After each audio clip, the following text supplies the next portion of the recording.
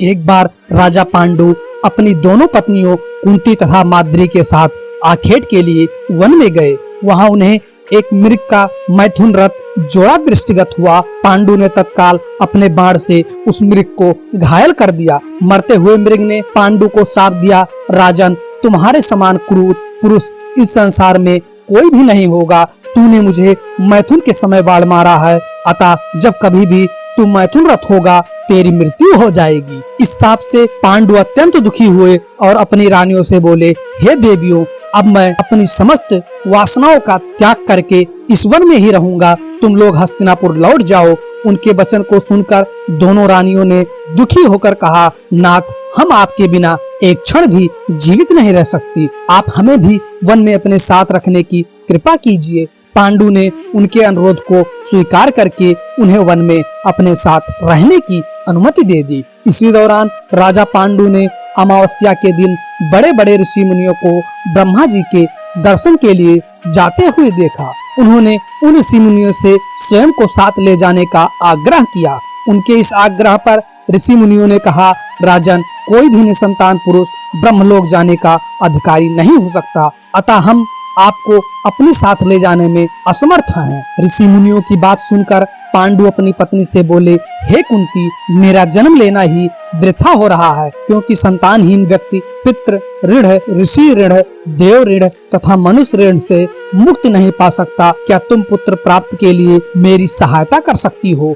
कुंती बोली, हे आर्यपुत्र, दुर्वासा ऋषि ने मुझे ऐसा मंत्र प्रदान किया है जिससे मैं किसी भी देवता का आवाहन करके मनवांछित वस्तु प्राप्त कर सकती हूँ। आप आज्ञा करें, मैं किस देवता को बुलाऊं? इस पर पांडु ने धर्म को आमंत्रित करने का आदेश दिया। धर्म ने कुंती को पुत्र प्रदान किया जिसका नाम युधिष्ठिर रखा गया। कालांतर में पांडु ने कुंती को पुनः 2 बार वायुदेव तथा इंद्रदेव को आमंत्रित करने की आज्ञा दी। वायुदेव से भीम तथा इंद्र से अर्जुन की उत्पत्ति हुई।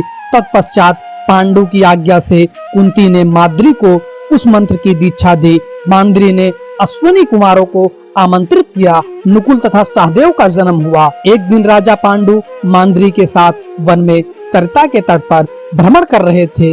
वातावरण अत्यंत रमणीक था और शीतल मंद सुगंधित वायु चल रही थी। सहसा वायु के झोंके से माद्री का वस्त्र उड़ गया। उसने पांडु का मन चंचल हो उठा और वह मैथुन में प्रवृत्त हुए ही थे कि शापवश उनकी मृत्यु हो गई।